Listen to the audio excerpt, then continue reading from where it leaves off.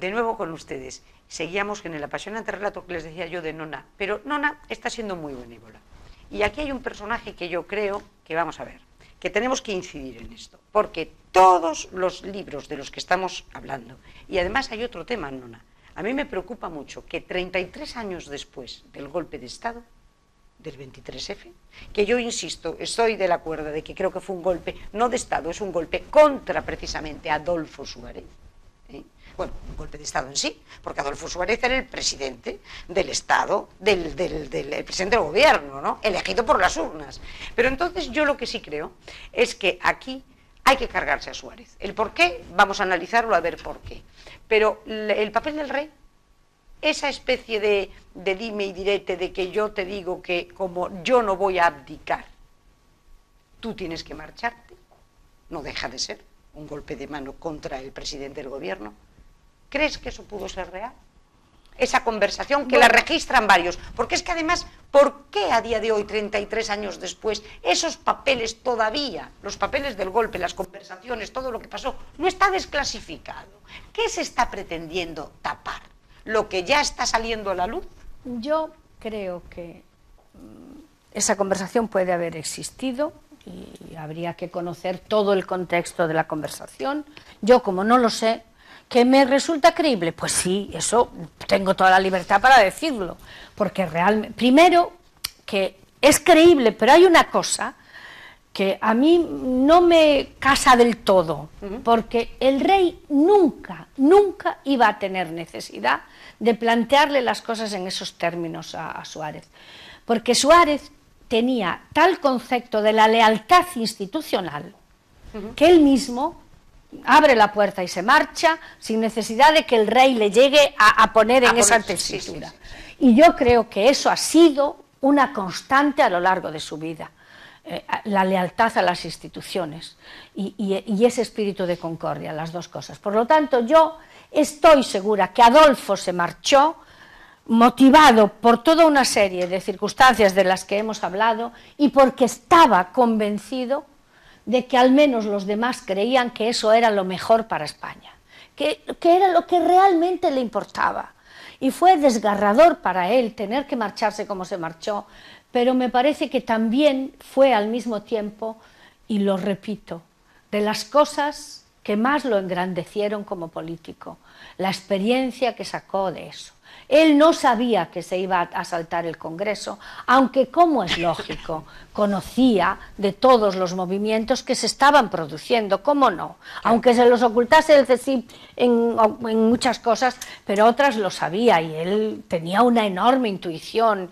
Y bueno, todos teníamos la sospecha de que había cada día una reunión en algún sitio para ver cómo hacemos para que este tío se marche. O sea, eso estaba en el rum rum. Sí, o sea, eso estaba en el todos los días. Yo eso sí que lo creo, vamos. ¿Tú crees que sí? Que eso se veía venir que estaba. Se le echan en cara dos cosas, aparte de la Constitución, que ahora en este momento, esa Constitución está un poco en tela de juicio, por el tema, dos temas fundamentales: el tema de las autonomías, la derivación del Estado autonómico, y el tema del terrorismo en aquel entonces, que era terrible porque había 2 o 3 muertos diarios, ¿te acuerdas? En aquella época, en los años 80, era espantoso.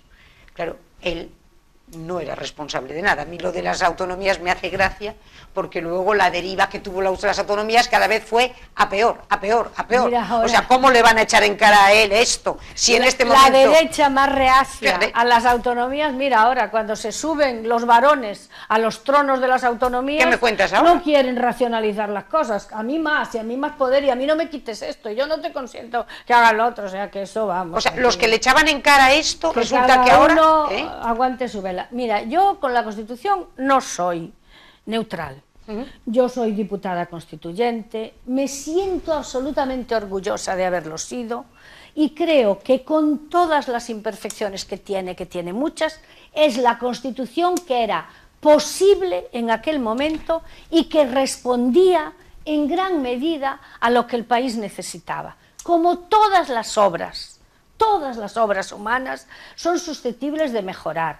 Probablemente, sabiendo lo que sabemos ahora, no hubiésemos hecho... claro, pero es que han pasado 30 y pico de años y sirvió para lo que sirvió, para un enorme consenso, para la reconciliación, para acabar con las dos Españas, para tantas cosas, para construir desde la Constitución un Estado democrático. La Constitución española, en proclamación de derechos, es de las más avanzadas del mundo. Es cierto que muchos de esos derechos pues no tienen la eficacia, no tienen efectividad, porque no podemos garantizarle a todo el mundo una vivienda ni un puesto de trabajo. Pero yo me siento absolutamente orgullosa. Es un instrumento válido. ¿Que hay que cambiarlo? Pues se cambiará, pero con un clima de tranquilidad, de normalidad, de diálogo, etcétera. Y hay mucha gente que no le gusta la Constitución, ya lo sé. Ahora ya casi parece que no le gusta a nadie, que los que la defendemos nos convertimos en reaccionarios. Yo la defiendo y creo que sigue sirviendo, aunque haya que retocarla en bastantes cosas. ¿Me perdonas un segundo? Tenemos una llamada. Hola, buenas noches. Hola, buenas noches. Sí, adelante, buenas noches, por favor. a Pepa y buenas noches a Nona. Buenas noches, muchas gracias. Mira, yo quería decir una cosa. Para mí la figura de Suárez tuvo una importancia enorme y la historia tiene que reconocérselo, porque fue el que consiguió que las cortes franquistas se hicieran el harakiri, y eso tiene bemoles. Pero luego, que ahora que estáis hablando de la reforma de la Constitución, hizo una Constitución, yo que no soy para nada del Estado autonómico, con aquel café para todos, creo que nos metió en el berenjenal que estamos padeciendo ahora. Y que además, si se reforma la Constitución, creo que va a ser para desparramar más este Estado que tenemos. A mí, por ejemplo, me llamó la atención el flamante catalán que tiene Francia como primer ministro, que lo primero que dijo fue: poneros de acuerdo en reducir el Estado porque me quiero ahorrar 50.000 millones de euros. Y nosotros vamos en el sentido de todo lo contrario. ¿Vosotros qué opináis? Perdona, repite el final, porque nos hemos encontrado que aquí esto se ha ido... Yo la parte final no la oí. Que digo que decía que el flamante ministro catalán de Francia ha dicho: poneros de acuerdo que hay que reducir el Estado, que me quiere ahorrar 50.000 millones de euros, y que nosotros, si vamos a tocar la Constitución, es para desparramar más este Estado que tenemos. ¿Vosotros qué opináis? Sí, perfectamente. Muchísimas gracias. Claro, es verdad. Bueno, pues buenas noches otra vez y muchísimas gracias por esta intervención tan interesante. Además, yo creo que Francia no tiene nada que ver con España. Francia es un país extraordinariamente centralista, hasta límites. Yo creo que es el país más centralista de Europa. Y aparte de eso, hay algo que a mí me parece envidiable de los franceses y de cualquier otro pueblo, sea europeo o no europeo, que es el patriotismo. Y perdón por decirlo con este énfasis, porque parece que también la palabra patria está de moda. Y saben que en cada momento lo que hay que hacer es lo que le conviene al país y no lo que le conviene a unos cuantos. Por eso yo creo que claro que habría que racionalizar, pero no soy optimista. Yo pienso como nuestra contertulia, que me pareció conocerle la voz al principio, pero no quiero patinar. Y que es una buena amiga, pero no lo sé, no estoy segura de ello. Me encanta que hable la gente. A mí me parece que tendríamos que ser todos conscientes de lo mucho que nos jugamos y de que hay que racionalizar muchas cosas. El error estuvo en que la concepción inicial de la Constitución no era café para todos. Ahí vamos. Eso no es así. Eso no es así. La Constitución estaba concebida, no hay más que ver la disposición transitoria segunda, para que hubiese 3 nacionalidades, que eran las históricas, que tienen unas particularidades, porque tienen una lengua, tienen una cultura, etcétera, encardenadas en España, pero protegiendo esas singularidades que yo creo que no hacen ningún daño, sino que enriquecen. Pero luego la deriva que se produjo fue justamente porque de una manera artificial y en beneficio propio de los partidos políticos, entre ellos la UCD, que no la excluyó de esto, porque fue un pacto entre la UCD y el PSOE, se estableció el gran error posterior, que es el café para todos. Pero eso fue fruto de un pacto posterior. Que no la Constitución. Que la Constitución es verdad que lo permitió, que lo permitía porque era una interpretación flexible. Pero yo creo que ese es uno de los grandes errores, porque ni en Murcia, ni en La Rioja, ni en Extremadura, no había ninguna vocación de esa, digamos, estructura del Estado que luego pues se estableció, de esa organización del Estado que luego se estableció. Pero faltó valor para pararlo, y Suárez se dio cuenta de eso. Yo recuerdo en un mitin sentado a mi lado y me dijo, hablando conmigo y con más gente, estoy empezando a asustarme de la deriva que está tomando todo esto, porque así como continuemos con esta escalada, el Estado quiebra en pocos años. Pero claro... Quiebra y está quebrado. Claro, entonces, bueno, pues mira, yo no soy antiautonomista, ni muchísimo menos, pero es que lo que creo que a veces se generan exigencias absolutamente que no nacen del pueblo, que nacen de los intereses de determinados grupúsculos políticos. Y yo, sinceramente, me produce casi un poco de vergüenza ver cómo se han subido al carro determinadas personas que siempre han combatido. Y yo creo que los tres territorios, con cultura, con lengua, etcétera, estaban muy bien contemplados en la Constitución y teníamos que haber ido por ese camino, no por este desmadre que llevamos. Pero ya ves que este desmadre ninguna fuerza política es capaz de enbridarlo, no les interesa, porque al Partido Socialista no le ha interesado enbridarlo y ahora tienes al Partido Popular que tampoco. O sea, esto está creciendo cada vez más, ¿no? Es que a mí me parece que hemos creado un pequeño,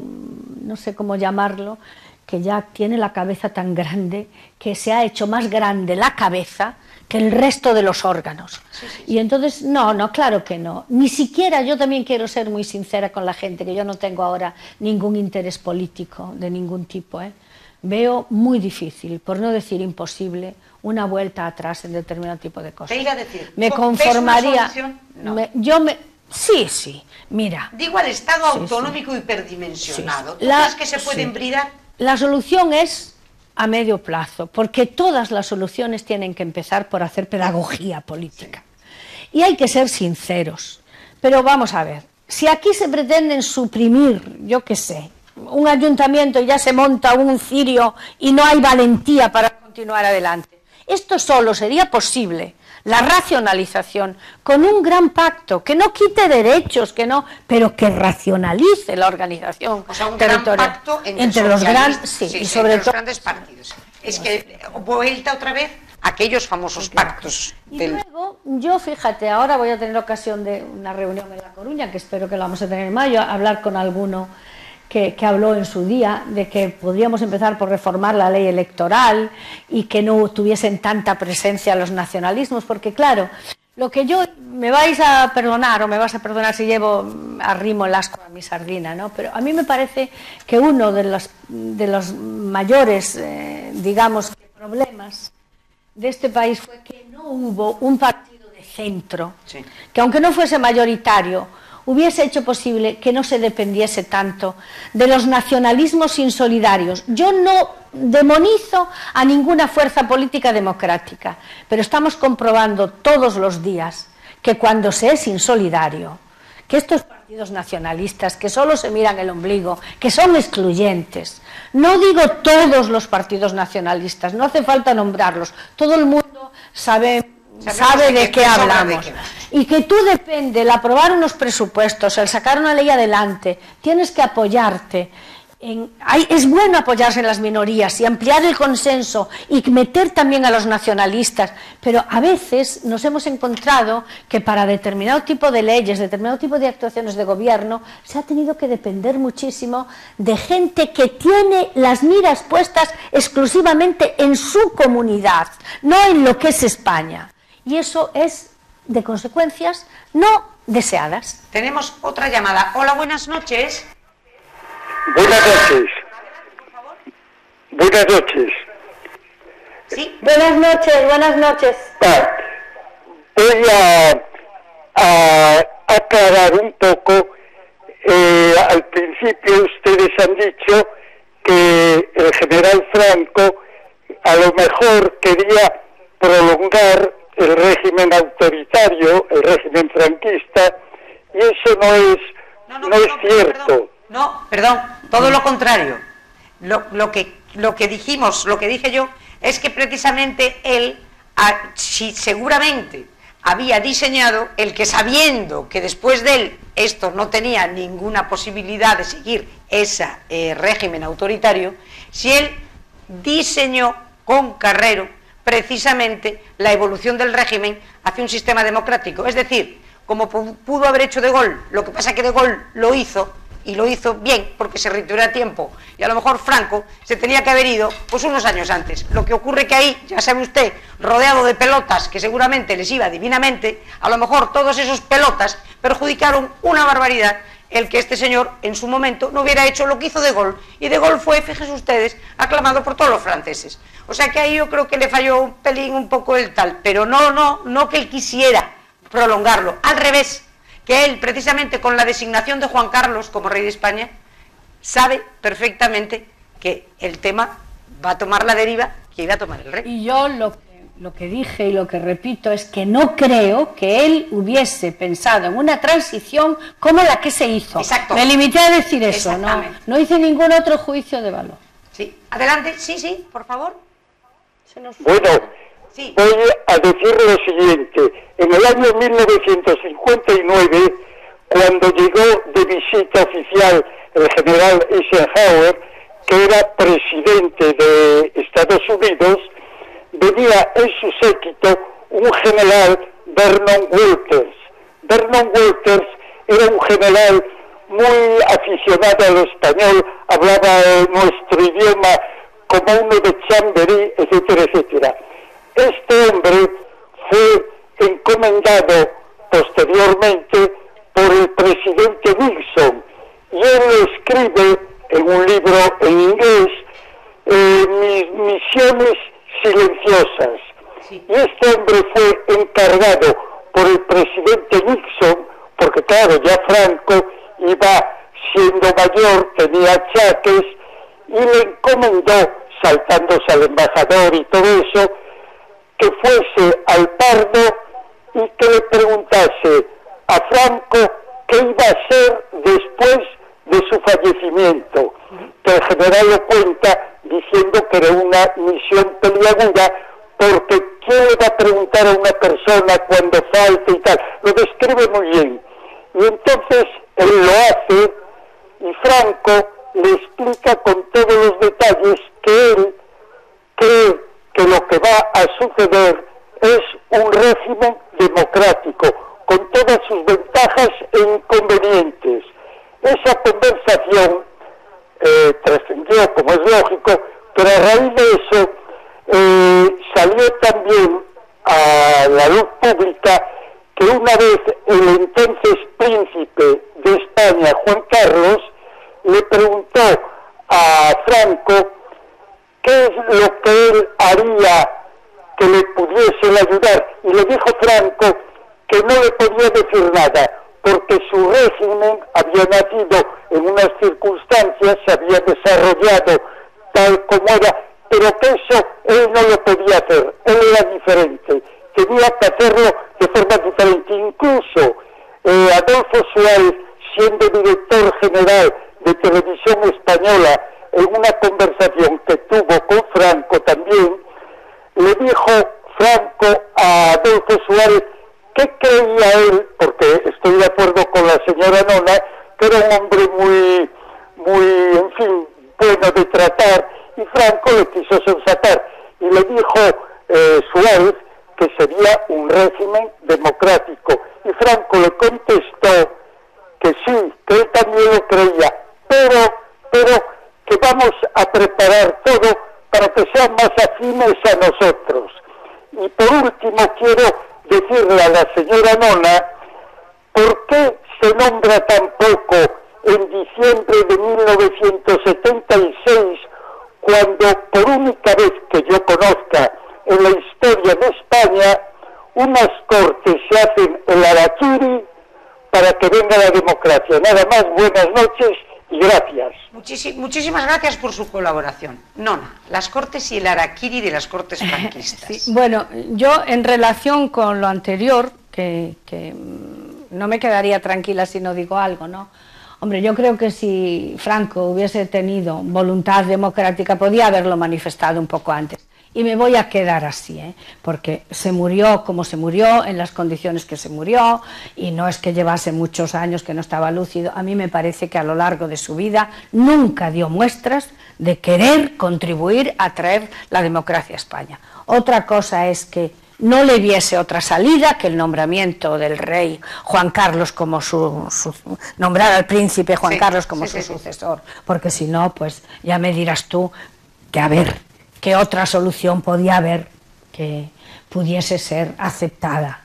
En fin, pero no quiero insistir en esto, porque seguro que hay opiniones en ese sentido para todos los gustos, pero yo siempre digo, analicen ustedes, los telespectadores son inteligentes, además que cada uno analice lo que conozca de la historia. O sea, no pasa, que son datos que están saliendo todos los días. Y entonces, es bueno que salgan. Yo creo que lo que es muy negativo es lo que hablábamos antes, estos 30 años de papeles sin publicar. Pues, lo único que contribuye es a la leyenda urbana. Claro, y que yo a Franco ya he dicho que lo considero un hombre inteligente. No pienso que Franco pensase, ni por lo más remoto, que se podía mantener la situación de España como siendo el jefe del Estado en el contexto en el que estábamos en Europa. Y él como si hasta Portugal, pues era lógico la evolución. Por tanto, ¿no? pues en fin, yo creo que él, vamos, ya estuvo hasta que pudo, pero no creo que pensase que esto, cuando él se muriese, iba a seguir exactamente igual. Yo creo que no. Me limité a decir que yo creo que la transición, como se hizo, no la pensó. Y en relación, yo estoy de acuerdo, yo creo que el momento, para mí, más impresionante de todo esto es cuando Suárez consigue, con su intervención, que las Cortes se hagan el harakiri. Eso es fantástico. Eso a mí me parece que como, digamos, que planteamiento político es algo que es absolutamente sorprendente. ¿Pero lo consigue Suárez? ¿O esas Cortes ya estaban preparadas para hacérsela? Bueno, no digo yo que lo consiguiera Suárez en aquel momento, no.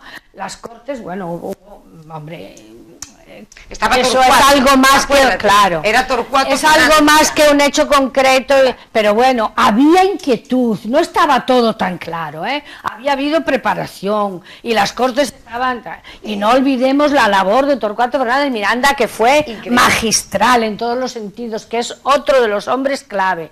Pero había mucha inquietud, porque estas cosas, incluso en situaciones democráticas ya, no sabe uno cuando presenta algo a una asamblea, sea la que sea, y las cosas se pueden torcer de la manera más insospechada. Por lo tanto, claro que eso no es un acto solo ni ese día, pero aquella fue una intervención magistral y yo creo que es un hecho que sí, que hay que darle la relevancia que tiene. Porque fue muy importante. Porque fue un primer punto de paz.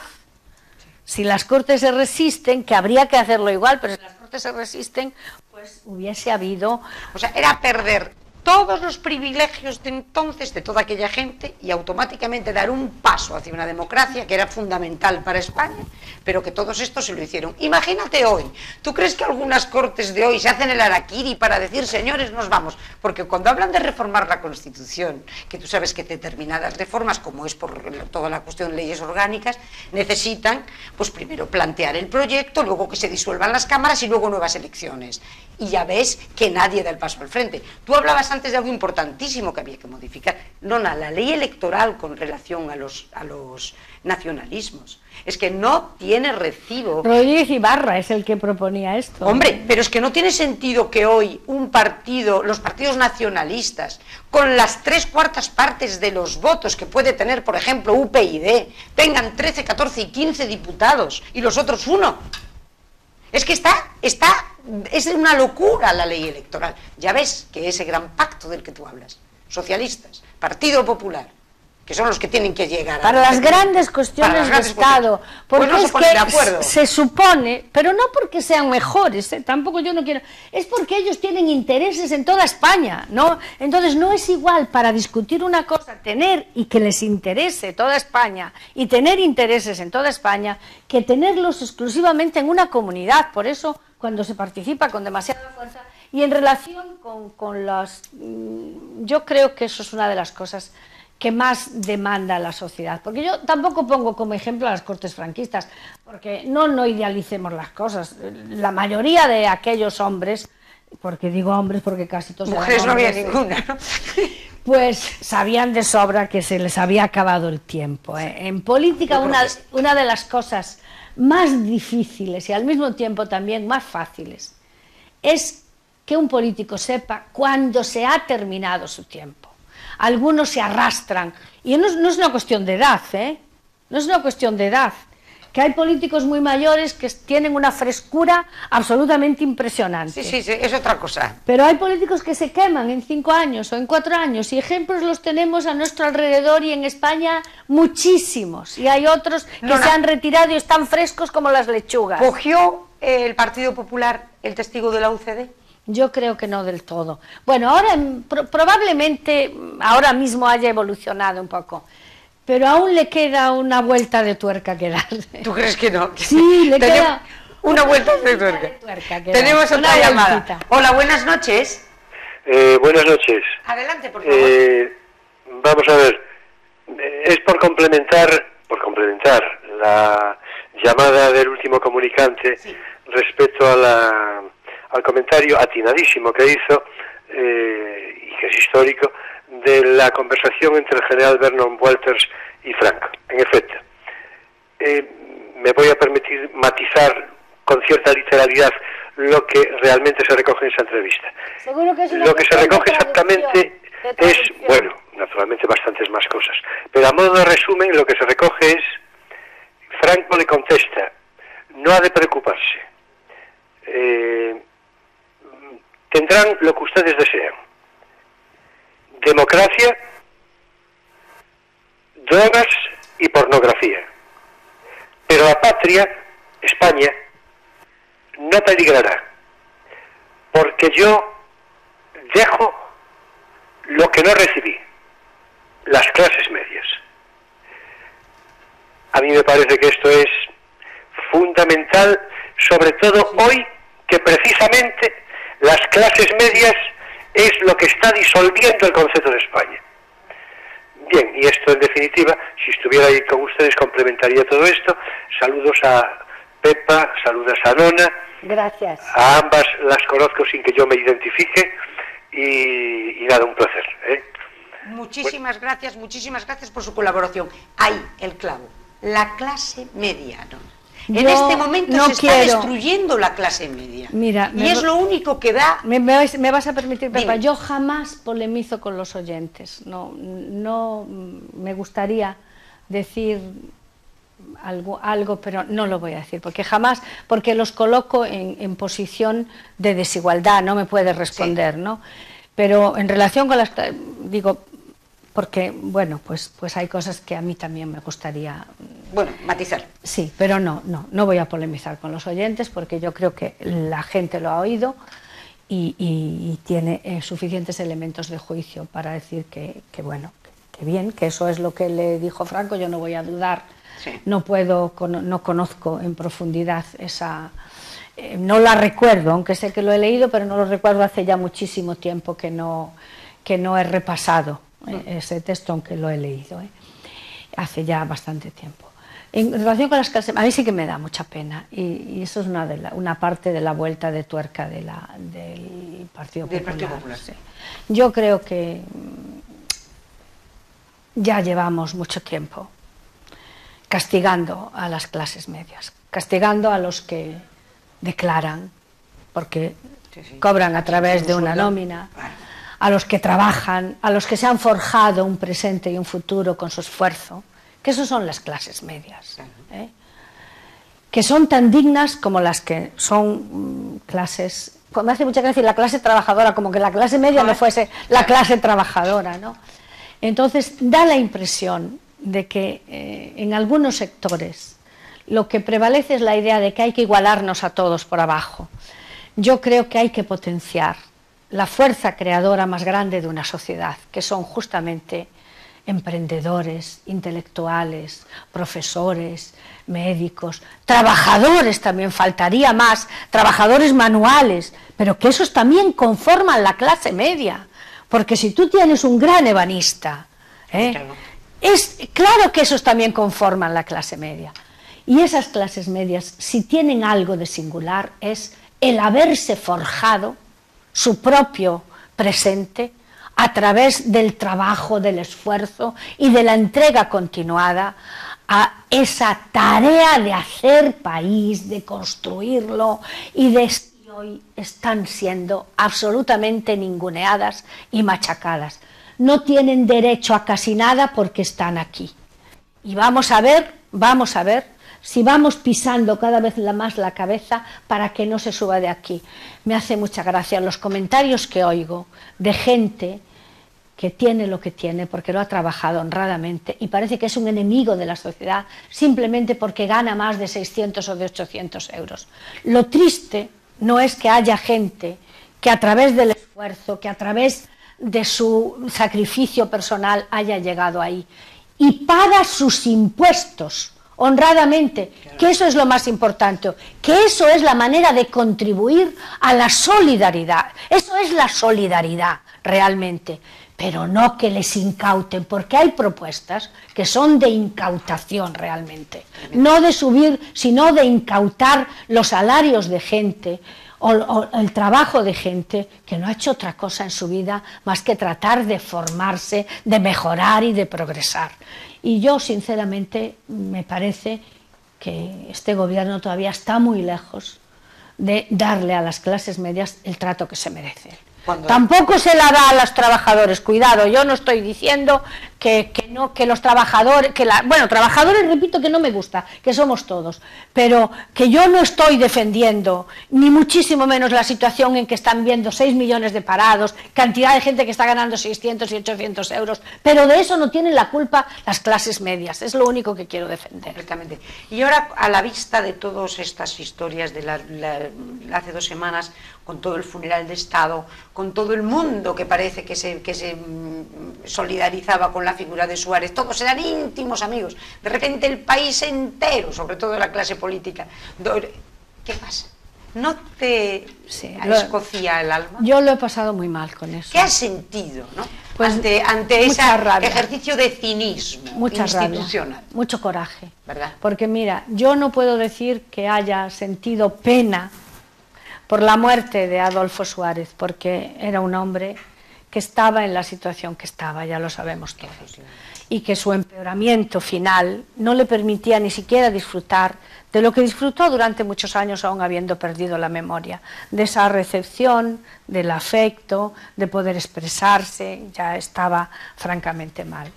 Pero lo que he sentido profundamente es que los valores que tanto predicamos no los tenemos. Yo creo que hay gente que tenía que haber tenido el pudor de no asomarse a las pantallas para ponerse como el gran amigo de Suárez cuando fueron los primeros que lo traicionaron y que lo apuñalaron. Y he llorado por eso, amargamente en mi casa. Sí que lo he hecho. Me parece un ejercicio de cinismo por parte de algunas personas que difícilmente se me va a olvidar. Que no tenían por qué decir nada, si no es obligatorio decir nada, no es obligatorio, pero ya pasarse de rosca, una cosa es quedarse en el respeto, ese amor, pero es que algunas cosas y algunas presunciones de amistades y de que seguían teniendo relación con él y de que seguían hablando, pues mira, en fin, Suárez era un hombre además muy afectuoso y que le dolían mucho también no solo las cuestiones políticas, A mí cuando enterró a su padre me dijo muy amargamente en el hotel Finisterre, fulanito, no diré su nombre por supuesto, ni siquiera me ha llamado para darme el pésame por la muerte de mi padre. Le he dicho, padre, es verdad, me han mandado telegramas y comunicaciones oficiales, pero él quería esa llamada personal, porque también por eso me dolió más saber cómo hablaban algunos de los que le han producido tanto dolor, humanamente. Pues hasta aquí llegamos. Te agradezco muchísimo que hayas estado esta noche aquí conmigo, te agradezco todos tus testimonios, creo que son de primera mano. Tú eras una gran amiga de Adolfo Suárez. Sí, me ha distinguido con su amistad y con una cosa que es para mí impagable, con ese afecto entrañable y sostenido hasta la última vez que lo he visto y he podido comunicarme con él. Un hombre que además sufrió muchísimo, sufrió el tremendo dolor de la pérdida de su mujer, de su hija, de su abandono. A lo mejor esa desmemoria de Adolfo Suárez fue, ¿tú crees, a lo mejor un bálsamo providencial? Sí, yo pienso que cuando una persona está sometida a un estrés tan intenso y a tantas desgracias continuadas, porque desgracias digo porque la enfermedad es una cadena de desgracias, no ha sido que haya perdido bruscamente a su mujer o a su hija, sino cómo ha sido ese proceso. A mí me parece, es una barbaridad, pero hay un médico amigo mío, que era muy amigo de Suárez también, que me lo comentaba en una de las ocasiones en las que nos vimos. A veces pienso que hizo una desconexión voluntaria de la realidad. No será muy científico, pero no puede ser fruto de la enfermedad que hoy diga, esté hablando de su hija y que cuando viene Adolfo y le dice, papá, Marián ha muerto, le pregunte, ¿y quién era Marián, hijo? Es decir, desde el mismo momento, desde ese mismo momento, Marián dejó de existir para él. Entonces, pues realmente tiene que haber algo más que nos resulta incomprensible y que solo podemos entenderlo a los ojos de la fe, Pepa. Aunque a algunos este mensaje les pueda parecer muy fuera de lugar. Sí, porque aquí, ¿verdad?, no tenemos muchas explicaciones. Nona, 1.000.000 de gracias. A ti, y a ti, a los espectadores y sobre todo a los oyentes, porque hay que ver lo que se aprende. Gente documentadísima que nos da, vamos, yo no me quedo con ninguno de los tres, les doy las gracias a los tres y de verdad que siempre que vengo tiene un nivel la gente que habla. Estarás de acuerdo o no con sus ideas, que eso es fruto, faltaría más, pero hay que ver que gente documentada, con sentido común, de verdad, y lo digo con sinceridad. Aprendemos todos los días. Todos los días. Muchísimas gracias, Nona, y muchísimas gracias a todos ustedes y hasta el próximo miércoles. Buenas noches. Muchas gracias.